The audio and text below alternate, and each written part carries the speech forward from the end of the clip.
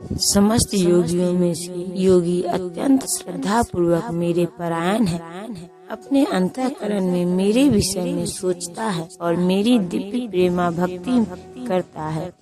वह योग मुझ में परम अंतरंग रूप में युक्त रहता है और सबों में सर्वोच्च है। यही मेरा मत।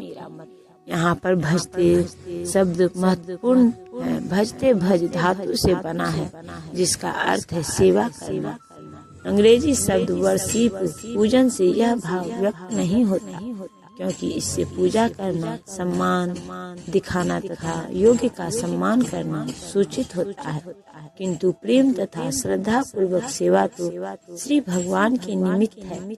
किसी सम्मानीय व्यक्ति या देवता की पूजा न करने वाले को अशिष्ट कहा जाता है, किंतु भगवान की सेवा न करने वाले की तो पूरी तरह भर्त्सना की जाती है। प्रत्येक जीव भगवान का अंश स्वरूप है और इस तरह प्रत्येक जीव को अपने स्वभाव के अनुसार भगवान की सेवा करनी चाहिए। ऐसा न करने से वह नीचे गिर जाता है। भगवत पुराण में इसकी पुष्टि इस प्रकार हुई है। जो मनुष्य अपने जीवन दाता आद्य भगवान की सेवा नहीं करता और अपने कर्तव्य में शिथिलता बरतता है, वह निश्चित रूप से अपनी स्वाभाविक स्थितियों से नीचे गिरता है। भागवत पुराण के इस श्लोक में भजंती शब्द व्यवहृत हुआ है। भजंती शब्द का प्रयोग परमेश्वर के लिए ही प्रयुक्त किया जा सकता है, जबकि वर्षी पूजन का प्रयोग देवताओं या अन्य किसी सामान्य जीव के लिए किया जाता है। इस श्लोक में प्रयोग अवजानन्ति शब्द भगवत गीता में भी पाया जाता है। अवजानन्ति माँ मूढ़ा केवल मूर्ख तथा धूर्त भगवान कृष्ण का उपहास करते हैं।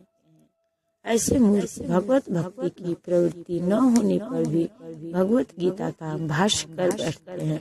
फलतः वे भजंती तथा वर्षित शब्दों के अंतर को नहीं समझ।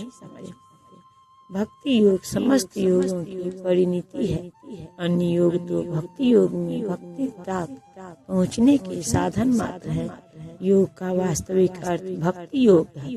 अन्य सारे योग भक्ति योग रूप में गंतव्य की दिशा में अग्रसर होते हैं।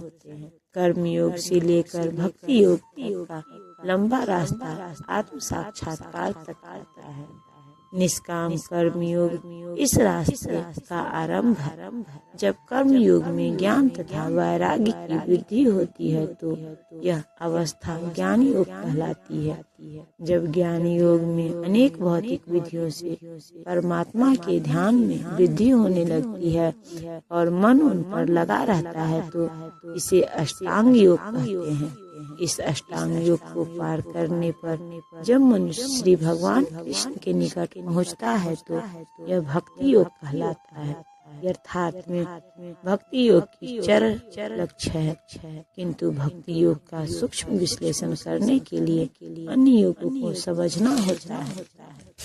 अतः जो योगी प्रगतिशील होता है वह शाश्वत कल्याण की सही मार्ग पर रहता है। जो किसी एक बिंदु पर दृढ़ रहता है और आगे प्रगति नहीं करता, वह कर्म योगी, ज्ञान योगी, ध्यान योगी, राज योगी, हठ योगी आदि नामों से पुकारा जाता है।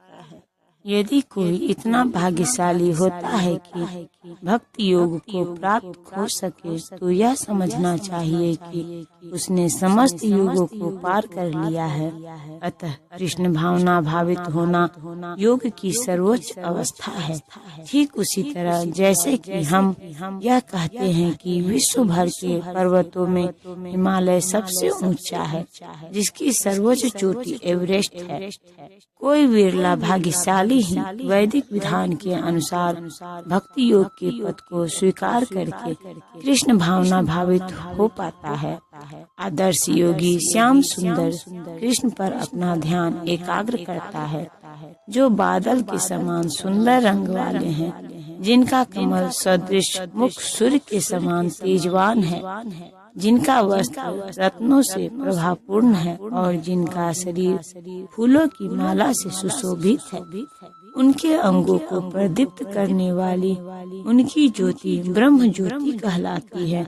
वे राम, नृसिंह, वराह तथा श्री भगवान कृष्ण जैसे विभिन्न रूपों में अवतरित होते हैं। वे सामान्य व्यक्ति की भांति माता यशोदा के पुत्र के रूप में जन्म ग्रहण करते हैं और कृष्ण, गोविंद तथा वासुदेव के नाम से जाने जाते हैं। वे पूर्ण बालक, पूर्ण पति, पूर्ण सखा तथा पूर्ण स्वामी हैं और वे समस्त ऐश्वर्यों तथा दिव्य गुणों से ओतप्रोत हैं।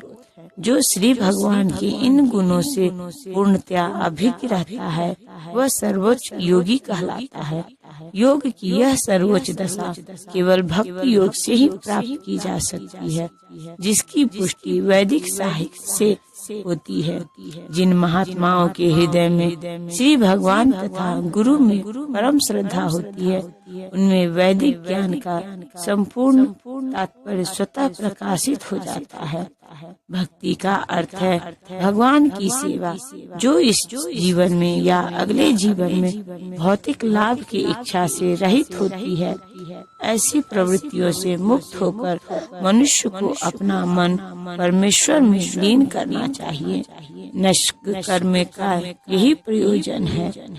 ये सभी कुछ ऐसे साधन हैं जिनसे योग की परम संसिद्धिमय अवस्था भक्ति या कृष्ण भावनामृत को संपन्न किया जा सकता है।